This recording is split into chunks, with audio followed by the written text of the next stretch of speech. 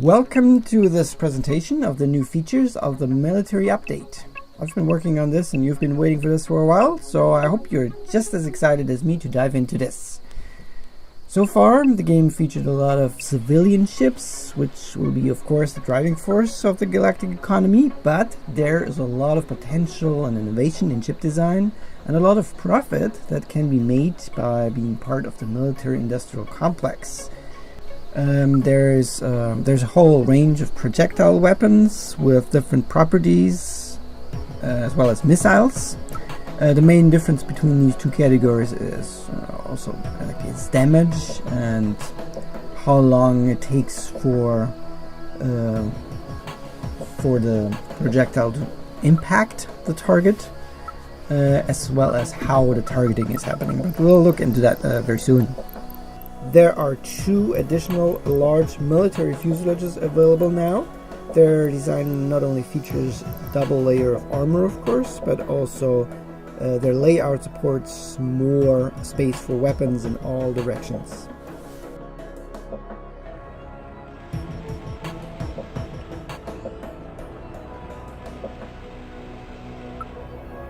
There are currently 4 new contracts that you can develop military ships for. The contract police cruiser, there's border patrol vessel, battle cruiser, and missile cruiser.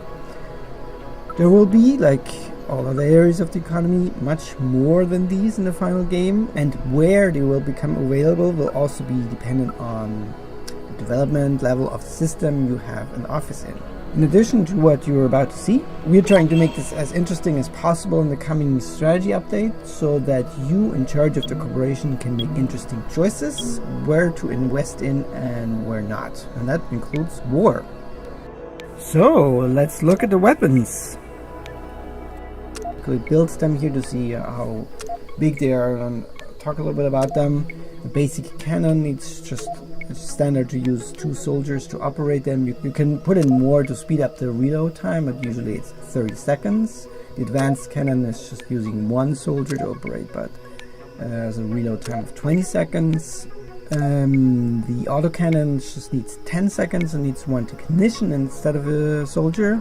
The rapid fire cannon just doesn't have any significant reload time. It fires all the time. Well, I'll look into that later. It's useful for getting rid of asteroids, for example, also. And the long-range cannon fires a single high-speed projectile, and the double armor layers would allow, in theory, the player to place armor in front of hatches, but that's not allowed by the game now, and that's also why it changed that the weapons, like any kind of hatch, is directional now, which didn't used to be like this. That's part of that.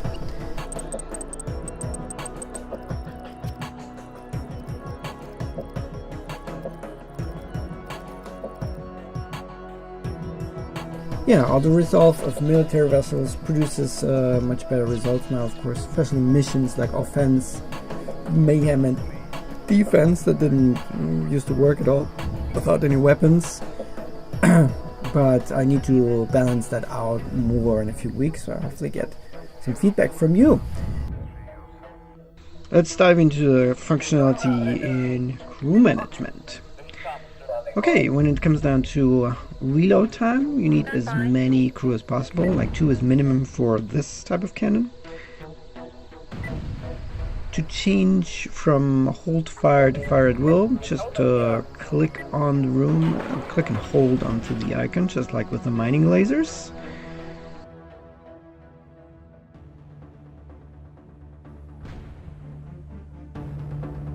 The cannons will only be able to fire within their arc of fire, and that's visualized by having a green border around them, just like here.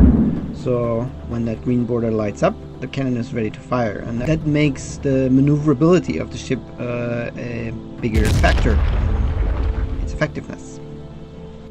Faster on no reload time makes the cannon also a very useful tool for getting rid of any asteroids that are around the ship. So the asteroid field mission will also be different now.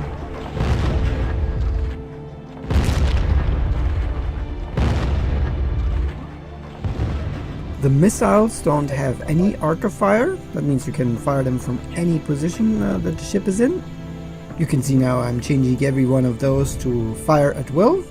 So as soon as the crew members have reloaded, they fire a barrage of missiles that will definitely finish off the enemy ship in this case.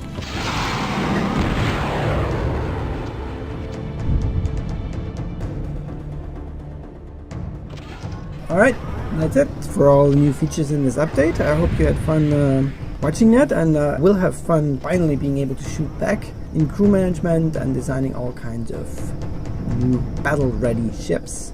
Let me know if you have any questions or feedback, or if you notice any bugs, of course, which I'm sure there are plenty. I will focus on fixing those and balancing the auto-resolve result for military ships in the next few weeks. Cheers!